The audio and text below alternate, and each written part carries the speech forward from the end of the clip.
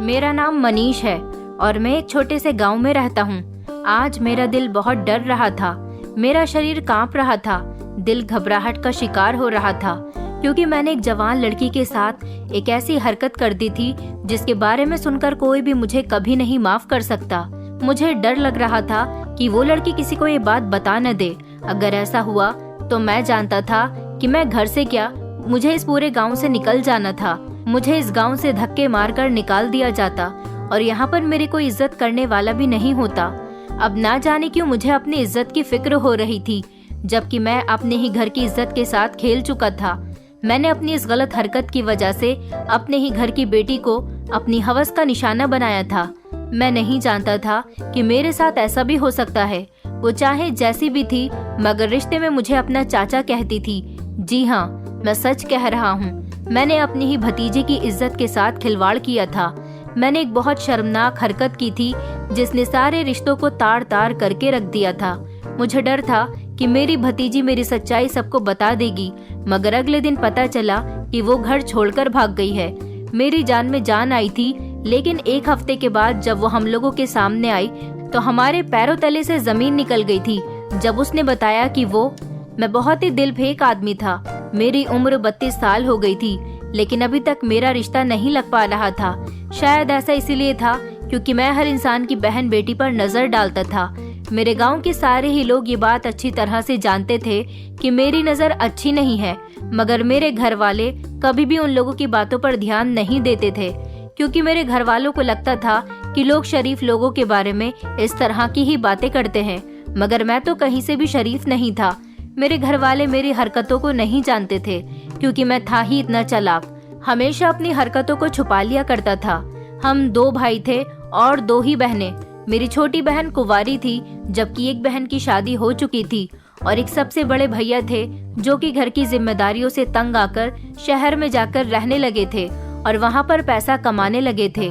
फिर मेरे भैया ने शहर में ही लड़की पसंद करके उसके साथ शादी कर ली थी। मेरे घर वालों को इस बात पर भी कोई एतराज नहीं हुआ था क्योंकि मेरे भैया शहर से ढेर सारे पैसे मेरे माता पिता को भेजा करते थे, जिसकी वजह से मेरे माता पिता को भैया से कभी भी किसी बात पर कोई ऑब्जेक्शन नहीं हुआ था। मैं अपने माता पिता से इस बात पर बहुत नाराज था कि उन्होंने भैया को शहर में उनकी मर्जी के मुताबिक शादी करने दी और कभी कोई ऑब्जेक्शन भी नहीं किया। तो मेरे माता पिता मुझसे कहते थे कि वो शहर में तो पैसा कमाने के लिए गया है, हम लोगों को कितने ढेर सारे पैसे भेजता है, इसलिए हमें उसकी बात माननी पड़ेगी। अगर तू भी अपनी मर्जी से शादी करना चाहता है तो तू भी शहर जाकर काम करने लग या फिर हमें ढेर सारा पैसा कमाकर लाकर दे। अपने माता पिता की कही हुई बात पर मुझे कोई असर नहीं होता था क्योंकि मैं शुरू से ही हरामखोर था और मैंने अपनी सारी जिंदगी अय्याशियों में ही उड़ा दी थी। जिंदगी इसी तरह से चल रही थी।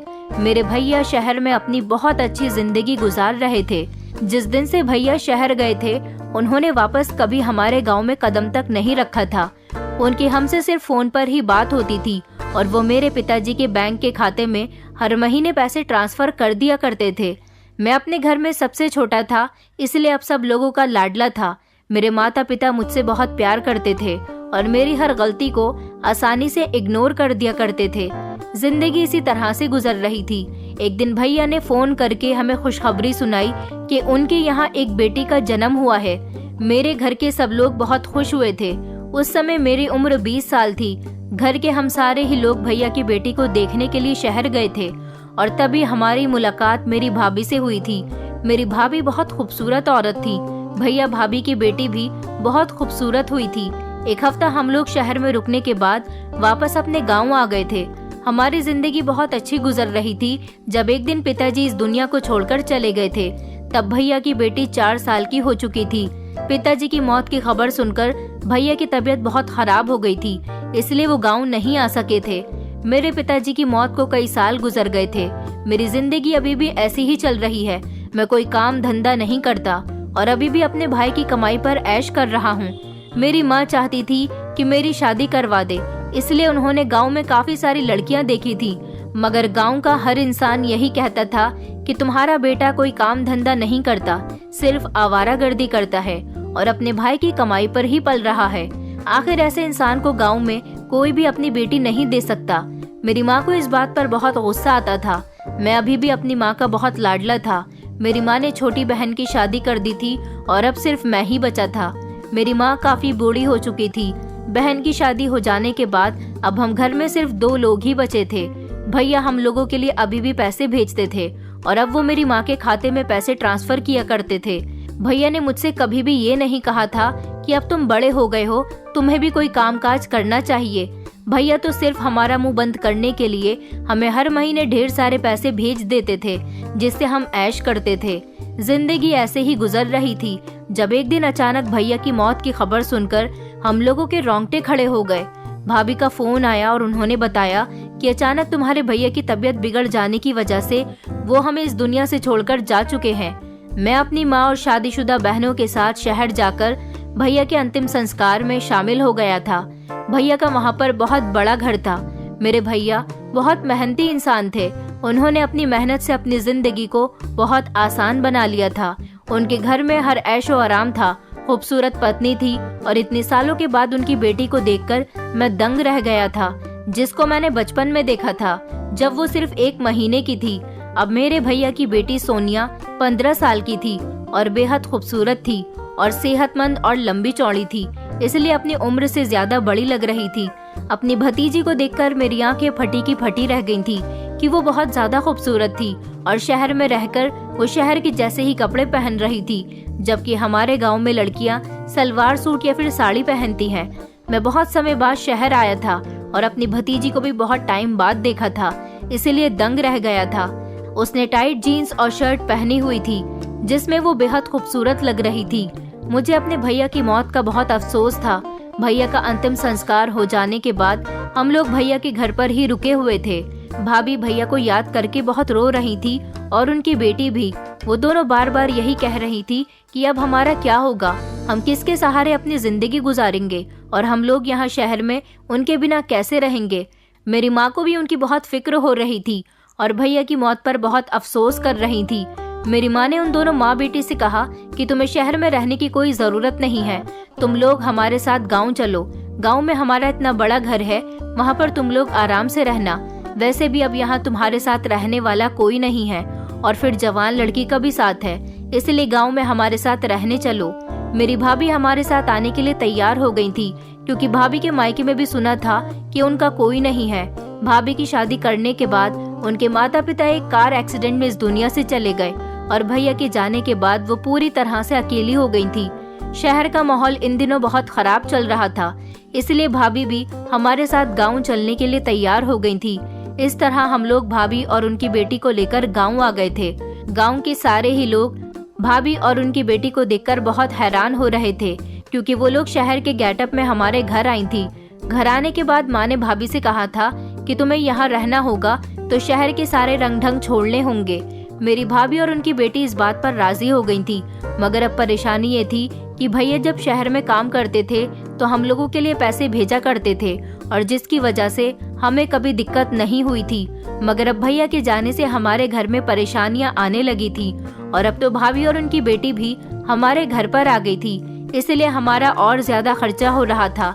मैंने तो कभी कोई काम किया ही नहीं था और अब घर की सारी जिम्मेदारी मुझ पर ही आ गई थी। माँ मुझसे कहती थी कि अब तू घर से निकलकर कोई कामकाज कर, अब तो तेरा भाई भी इस दुनिया में नहीं रहा, तेरी इतनी उम्र हो गई है और अभी भी तू आवारागर्दी करता फिरता है।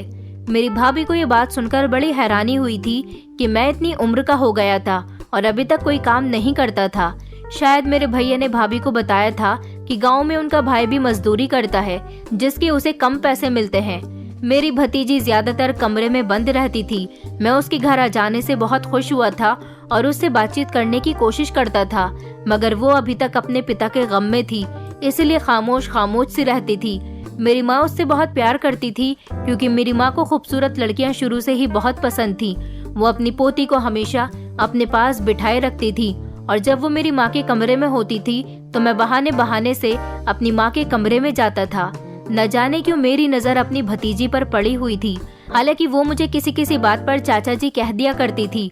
अब परेशानी ये थी कि अब मैं क्या करूं जिससे मेरे पास थोड़े बहुत पैसे आ जाएं, क्योंकि माँ रोज मुझ पर जोर दिया करती थी कि अब कुछ कमाने निकल जा, अब गुजारा नहीं हो सकता। जब तक तेरा भाई जिंदा था तूने ऐश की जिंदगी काट ली। अब वो मर चुका है और उसकी बेटी और विधवा पत्नी भी हमारी जिम्मेदारी है। मेरी माँ अब आराम किया करती थी और भाभी घर के सारे काम करती थी और मेरी भतीजी भी अब हम लोगों के साथ थोड़ी एडजस्ट हो गई थी। शायद वो शहर में स्कूल पढ़ने के लिए जाती थी, इसलिए उसे थोड़ी बहुत इंग्लिश भी आती थी। घर की परेशानियां देखते हुए मेरी कम उम्र की भतीजी ने गांव के 2-3 बच्चों को अपने पास ट्यूशन पढ़ने के लिए बुला लिया था, जो उसके साथ थोड़ा बहुत खेल भी लेते थे और पढ़ भी लिया करते थे, इसलिए उसके पास थोड़े से पैसे भी आ जाते थे। मेरी माँ अपनी पोती की तारीफ करती थी और मुझसे कहती थी कि देख ले नालायक, जैसा उसका मेहनती बाप था वैसी ही मेहनती उसकी बेटी भी है। इतनी सी उम्र में छोटे छोटे बच्चों को ट्यूशन पढ़ाकर पैसे कमा रही है और एक तू है कि 35 साल का हो गया है मगर फिर भी कोई काम नहीं करता। तेरी इन्हीं हरकतों की वजह से तो आज तक किसी ने तुझे अपनी बेटी नहीं दी। अगर तू भी अपने भाई की तरह मेहनती होता तो तेरी शादी भी हो जाती और आज तेरी भतीजी की उम्र के ही बच्चे होते। माँ की बातें सुनकर मुझे बड़ी शर्मिंदगी महसूस होती थी। जब वो मुझे मेरी भतीजी सोनिया और भाभी के सामने ऐसी बातें कहती थी तो मैं कई दिनों से नौकरी तलाश करने की कोशिश कर रहा था। मुझे कहीं पर भी काम नहीं मिल रहा था क्योंकि मैंने अपनी सारी जिंदगी कोई काम किया ही नहीं था और ना ही मैं पढ़ा लिखा था। इसलिए फिर मैंने अपने गांव की सब्जी मंडी में सब्जी बेचनी शुरू कर दी थी। मेरी सब्जी अच्छी खासी बिक जाती थी और काफी मजदूरी करके मैं घर लेकर आता था, मगर मैं सब्जी मंडी में भी अपनी हरकतों से बाज नहीं आता था। जब कोई खूबसूरत लड़की या औरत मेरे पास सब्जी खरीदने के लिए आती थी तो मैं बहाने बहाने से उनके हाथ छू लिया करता था। कुछ तो मुझे इग्नोर कर देती थी तो कुछ लड़ने झगड़ने के लिए तैयार हो जाती थी, तो बड़ी मुश्किल से मामला ठंडा होता था। मेरी इस हरकत की शिकायत एक दिन मेरे घर पर भी आ गई थी, जब मेरी माँ को मेरी इस बात पर यकीन नहीं हुआ और उन्होंने उन औरतों को डांटकर भगा दिया। शुरू से ही मेरी माँ ने मेरी बहुत तरफदारी की थी और यही वजह थी कि मैं आज इतना बिगड़ा हुआ था, जबकि मेरे बड़े भैया पर मेरी माँ ने बचपन से ही जिम्मेदारी का बोझ डाल दिया था, इसलिए तो वो शहर जाकर कमाने लगे थे।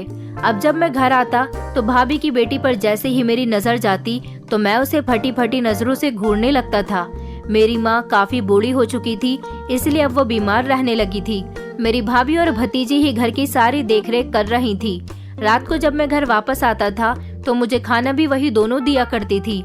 मेरी भतीजी अब मुझसे शर्मिंदगी महसूस नहीं करती थी, इसलिए मेरे साथ चाचा चाचा करके बातचीत करती रहती थी और अगर उसे मुझसे कोई काम होता तो वो भी करवा लिया करती थी। दिन इसी तरह से गुजरते जा रहे थे और मैं अभी तक अपनी भतीजी पर नजर रखे हुए था। मेरी भी उम्र बढ़ती जा रही थी।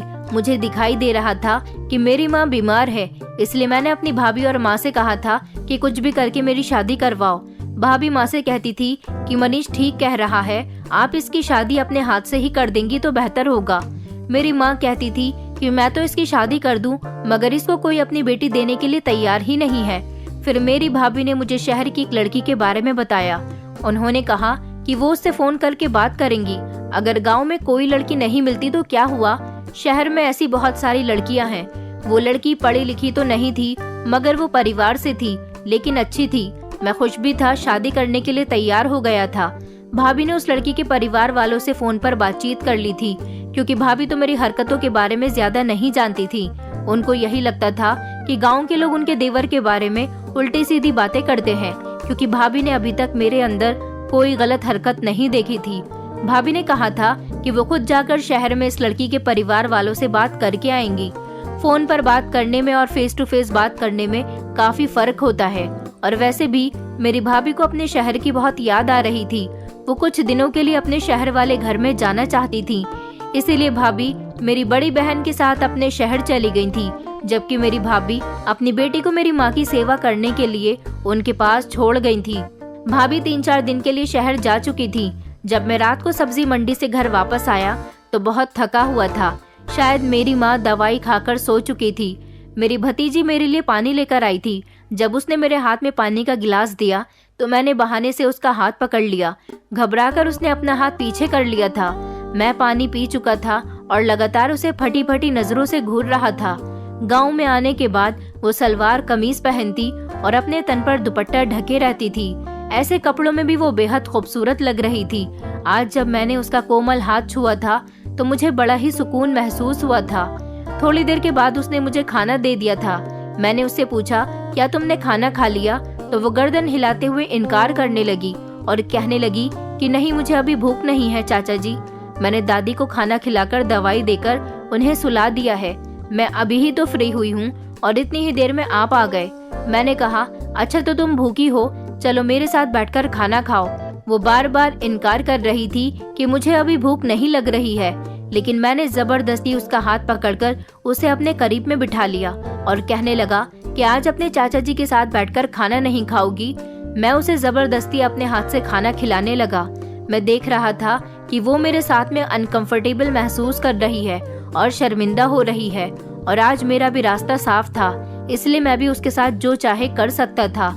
थोड़ी ही देर गुजरी थी कि वो मेरे करीब से उठ गई और अपने कमरे में जाकर बंद हो गई। मुझे अब शर्मिंदगी महसूस हो रही थी कि मैंने उसके साथ ये क्या कर दिया। शायद अब वो मुझसे दूरी बनाने लगेगी या फिर डरने लगेगी। मैं मन ही मन में सोच रहा था कि मैंने ये क्या कर दिया। अपने लिए मैंने खुद ही मुसीबत मोल ले ली है। शहर से भाभी का मेरे पास फोन आया था। वो मुझसे अपनी बेटी के बारे में पूछ रही थी, तो मैंने उन्हें कहा था कि वो खाना खाकर अपने कमरे में सोने के लिए चली गई है। यहाँ पर सब कुछ ठीक है, आप आराम से वहाँ पर रहो। मेरी बात सुनकर मेरी भाभी बेफिक्र हो गई थी, क्योंकि वो अपनी बेटी को मेरे भरोसे छोड़कर गई थी और मेरी माँ की सेवा करने के लिए। रात के 3 बज रहे थे जब मुझे नींद नहीं आ रही थी। मेरी आंखों के सामने बार बार मेरी भतीजी का खूबसूरत चेहरा आ रहा था। मैंने सोचा कि उसके कमरे में जाकर देखा जाए कि वो इस समय क्या कर रही होगी। मैं जानता था कि वो इस समय सो रही होगी, मगर फिर भी ना जाने क्यों मैं उसके कमरे की तरफ चल दिया था। लेकिन ये देखकर मैं दंग रह गया था कि वो सो नहीं रही थी, बल्कि उसके कमरे से हल्की हल्की म्यूजिक की आवाज आ रही थी। मुझे हैरानी हुई कि रात के इस समय कमरे के अंदर से म्यूजिक की आवाज कैसे आ रही है। कमरे का दरवाजा तो अंदर से बंद था, लेकिन कमरे की खिड़की थोड़ी सी खुली हुई थी, जिसमें से अंदर का नजारा साफ देखा जा सकता था। अंदर का नजारा देखकर मेरी आंखें फटी की फटी रह गई थी, क्योंकि मेरी भतीजी छोटी सी शर्ट और टाइट जीन्स पहनकर म्यूजिक पर डांस कर रही थी। जब से वो हमारे गांव में आई थी, उसने अभी तक ऐसे कपड़े नहीं पहने थे। मैंने उसे पहले और आखिरी बार शहर में ही ऐसे कपड़े पहने हुए देखा था। अब मैं समझ गया था कि वो रात के समय ऐसे कपड़े पहनकर कमरे में हर रोज डांस करती होगी। वो शहर की रहने वाली है, इसीलिए डांस करना उसका शौक होगा। मगर वो चोरी चुपके रात के अंधेरे में ये सब क्यों कर रही थी? शायद उसे इस बात का डर था कि कहीं दिन के समय उसे कोई देख न ले।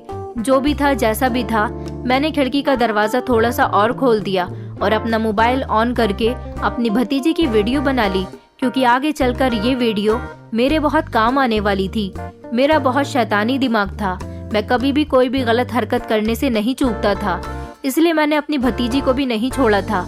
मैं कई साल पहले गांव की ना जाने कितनी लड़कियों को प्यार के जाल में फंसाकर उनको झांसा दे चुका था और उनके साथ सब कुछ गलत कर चुका था। मुझे कई लड़कियों ने बद्दुआ भी दी थी। शायद यही वजह थी कि मेरा रिश्ता नहीं लग पा रहा था और अभी तक मेरी शादी नहीं हुई थी। मगर मुझे यही लगता था कि उनकी बद्दुआओं का कभी भी मुझ पर कोई असर नहीं होगा। मैं अपनी भतीजी का वीडियो बना चुका था।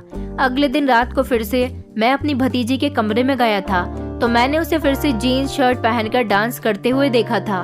आज मैंने उसके कमरे का दरवाजा बजा लिया था, जब शायद वो घबरा गई थी और बहुत देर के बाद उसने दरवाजा खोला था।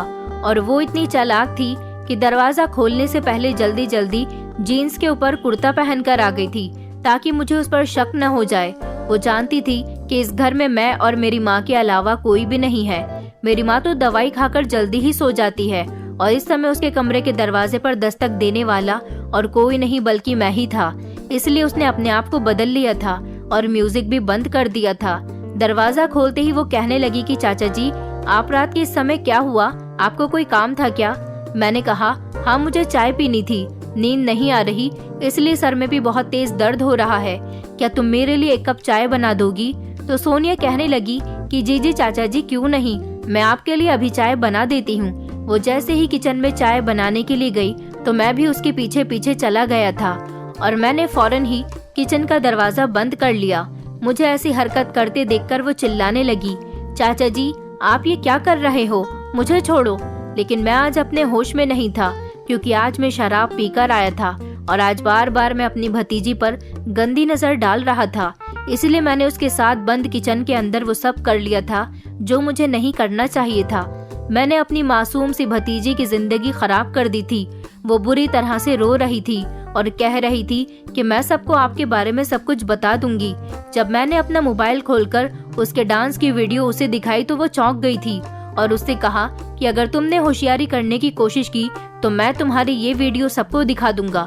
तुम जानती हो कि तुम्हारी ये हरकतें सिर्फ शहर में ही चल सकती हैं, गांव में नहीं। इस गांव में तुम्हारी और तुम्हारी शहर की कोई हरकत नहीं चलेगी।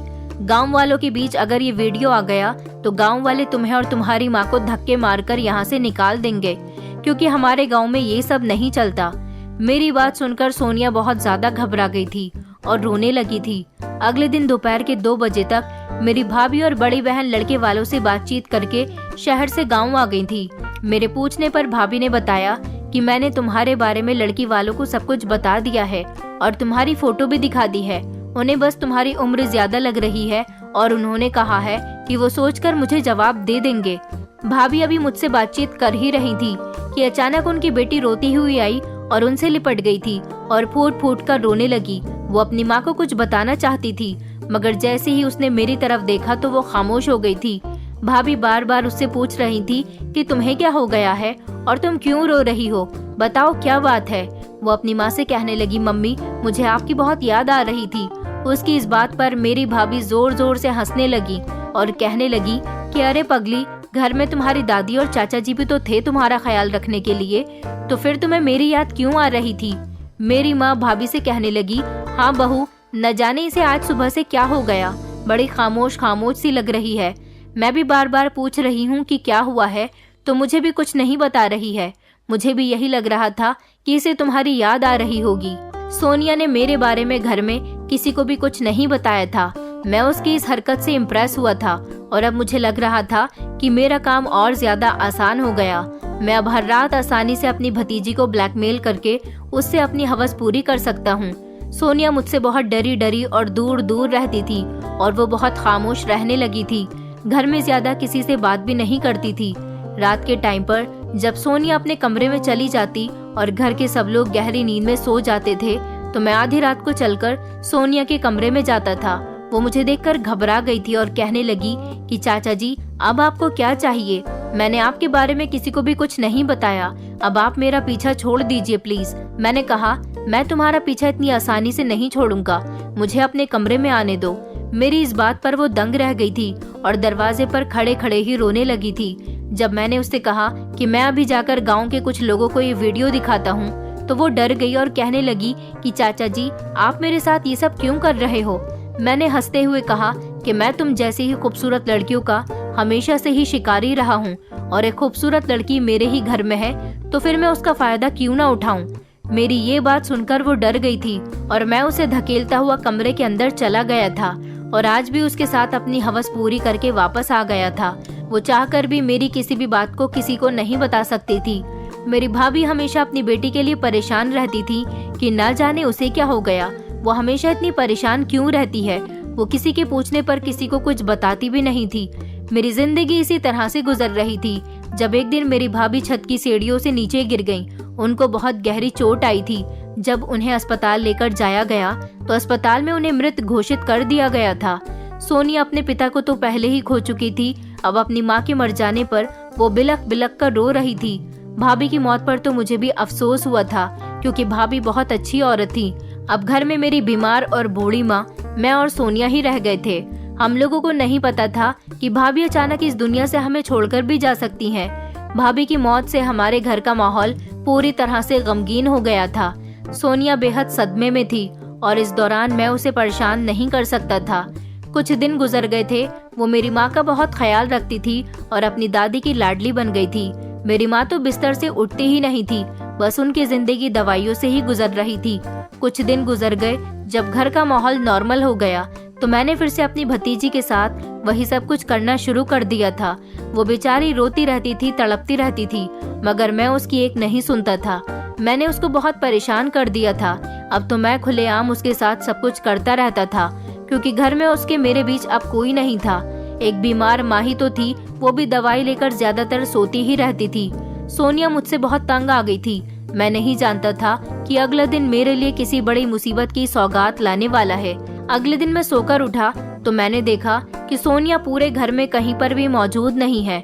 इस बारे में अपनी माँ से कहा तो उन्होंने मुझे कहा कि मुझे भी नहीं पता कि सोनिया कहाँ गई है, न जाने वो कहाँ चली गई थी। मैं तो दंग रह गया था और सोनिया के लिए बार बार परेशान हो रहा था। मुझे सब्जी मंडी भी जाना था और घर में मेरी माँ अकेली थी। मैं सोनिया को तलाश कर करके थक गया था।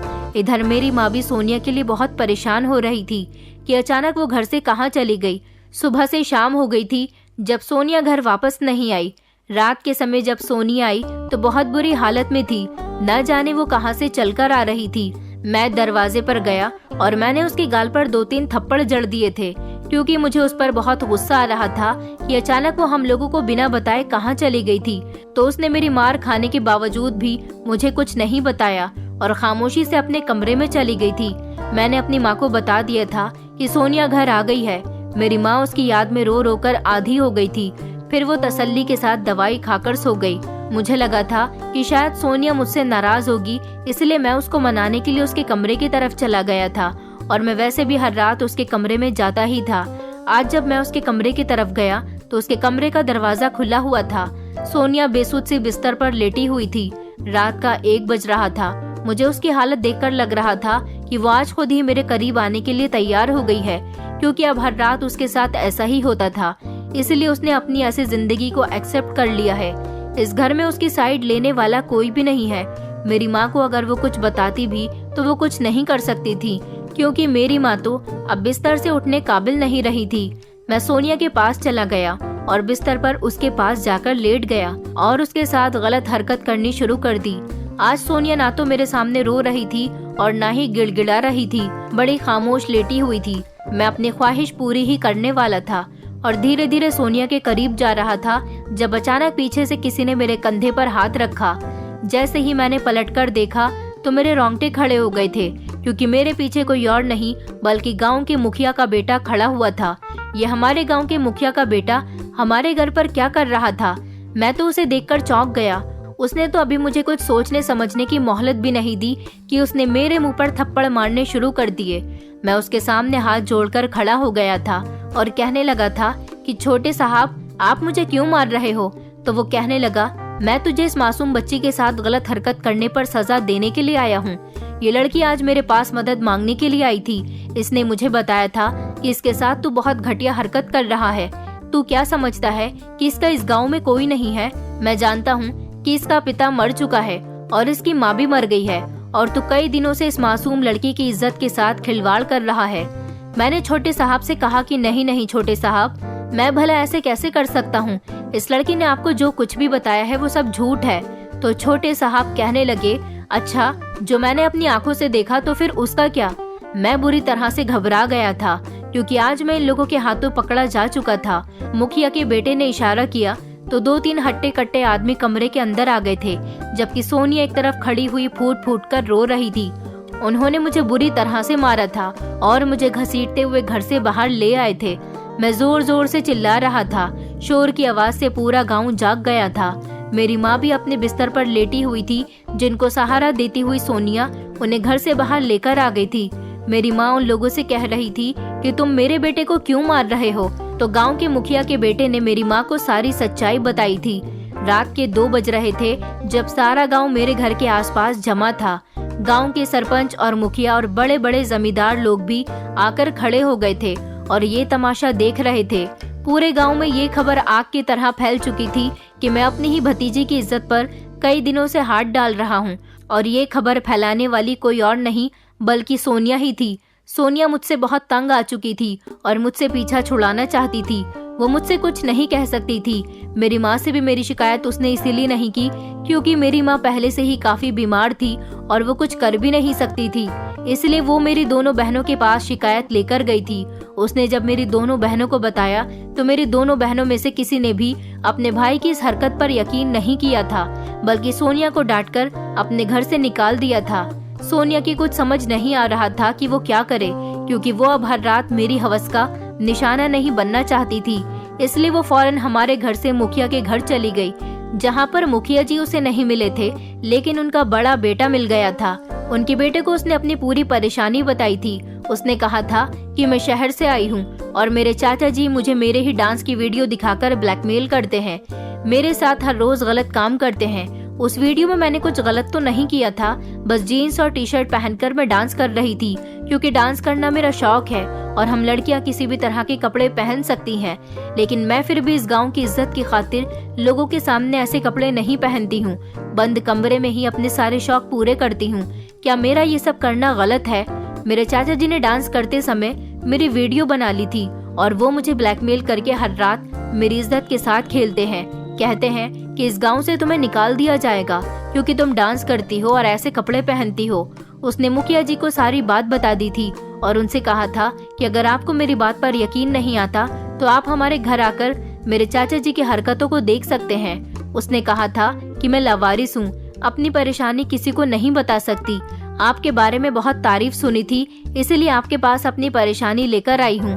भगवान के लिए मेरी मदद करें क्योंकि मुझे आपकी मदद की जरूरत है। मेरी माँ और मेरे पिताजी इस दुनिया से जा चुके हैं। मेरे चाचा इसी बात का फायदा उठाकर मेरी इज्जत के साथ हर रात खेलता है। मुखिया के बेटे ने मेरी भतीजी से वादा किया था कि वो उसकी मदद जरूर करेगा। उसने रात के समय न जाने किस टाइम पर पीछे के दरवाजे से मुखिया के बेटे और उसके 2-3 आदमियों को हमारे घर में जगह दे दी थी, जिससे वो लोग छुपकर खड़े हो गए थे और मेरे सोनिया के कमरे में जाने का इंतजार कर रहे थे। तभी तो मेरी भतीजी ने आज दरवाजा खोलकर रखा था, लेकिन मैं उसकी ये बात समझ नहीं पाया था कि आखिर आज वो मुझसे डर क्यों नहीं रही है। आज वो बड़ी खामोशी से लेट गई थी ताकि मैं उसके साथ गलत काम को अंजाम दूं और फिर मैं पकड़ा जा सकूं, और मेरे साथ ऐसा ही हुआ था। मैंने जैसे ही अपनी भतीजी के करीब जाने की कोशिश की थी तो मुखिया के बेटे ने मुझे पकड़ लिया था और आज सबके सामने मेरी सच्चाई आ गई। मुझे गांव में बहुत जलील किया गया था। मेरी माँ को जब ये बात पता चली तो वो भी तड़प तड़प कर रो रही थी। उन्होंने कहा कि तुझे शर्म नहीं आई अपने ही भाई की बेटी की इज्जत के साथ खेलने पर? अरे चाचा तो पिता समान होता है, तूने ये भी नहीं सोचा कि ये तेरी बेटी की उम्र की है। मेरी माँ बुरी तरह से रो रही थी। सारे गांव के सामने मेरी बेइज्जती हो रही थी। गांव वालों ने मुझे बहुत मारा था। गांव वालों का कहना था कि हम तो तेरी हरकत के बारे में पहले से ही जानते हैं, तू बहुत बिगड़ा हुआ है। मगर हमें ये नहीं पता था कि तू दूसरों की बेटियों के साथ साथ अपने घर की भी बेटी पर नजर रखता है। मैं सोनिया के सामने हाथ जोड़कर माफी मांग रहा था कि प्लीज मुझे बचा लो, मगर सरपंच जी ने गांव वालों के सामने ही फैसला सुना दिया था कि इसे पुलिस के हवाले कर दिया जाए। अब पुलिस ही इसको सजा देगी। मैं सबके सामने रो रहा था, गिड़गिड़ा रहा था। आज मुझे सोनिया की वो हालत नजर आ रही थी जब वो मुझसे हर रात रो रो कर गिड़गिड़ाकर रिक्वेस्ट करती थी। ऐसी ही कुछ कंडीशन आज मेरी भी हो रही थी। मुझे याद आ रहा था कि मैंने आज तक जितने भी गलत काम किए हैं वो सब आज मेरे लिए बहुत बड़ी मुसीबत बन गए थे। और फिर गांव वालों का कहना था कि ऐसा मर्द हमारे गांव में रहने के काबिल नहीं है, इसे पुलिस के हवाले कर दिया जाए और कड़ी से कड़ी सजा दी जाए। पुलिस आ गई थी और मुझे पुलिस के हवाले कर दिया गया था। आज मैं जेल में रहकर अपनी सजा काट रहा हूँ। मुझे जेल में आए हुए 1 साल हो गया। सुना है मेरे जेल में आने के 1 महीने के बाद मेरी माँ भी इस दुनिया को छोड़कर चली गई थी और सरपंच जी ने मेरी भतीजी की शादी अपने पोते के साथ करवा दी है। हमारे गांव का सरपंच और मुखिया बहुत अच्छे लोग हैं। हमेशा उन्होंने लोगों के लिए बेहतर ही फैसला किया। मैं भगवान से प्रार्थना करता हूँ कि मेरी भतीजी सारी जिंदगी खुश रहे। मैं भगवान से अपने लिए मौत मांगता हूँ क्योंकि मैं एक घटिया इंसान हूँ जिसने अपने ही रिश्तों के साथ खिलवाड़ किया। मैं एक ऐसा इंसान हूँ जो ज्यादा उम्र हो जाने पर भी नहीं सुधरा और किसी की बेटी मेरी दुल्हन नहीं बन सकी। मेरे इस दुनिया में अब कोई नहीं बचा। जेल जाने के बाद मेरी बहनों ने भी कभी मुझे पलटकर नहीं देखा और माँ तो इस दुनिया को ही छोड़कर चली गई। जेल में ही बैठकर मैंने अपनी एक कहानी लिखी है और आप लोगों के साथ शेयर की है। मैं कहना चाहता हूँ कि आप लोग अपने रिश्तों की कदर करें। ये रिश्ते बड़े नाजुक होते हैं। रिश्तों को कभी भी उनके साथ गलत व्यवहार करके उन्हें खुद से जुदा न होने दें, क्योंकि एक बार रिश्ते जब हाथ से छूट जाते हैं तो बड़े ही कमजोर हो जाते हैं। उन रिश्तों में फिर वो मजबूती नहीं आती जो रिश्ते बनते समय होती है। दोस्तों, उम्मीद करती हूँ आपको हमारी कहानी पसंद आई होगी। कहानी पसंद आई है तो वीडियो को लाइक करें, चैनल पर नए हैं तो चैनल को सब्सक्राइब करें और हाँ, नोटिफिकेशन बेल को जरूर दबाएं ताकि अगली अपडेट सबसे पहले आपको मिले।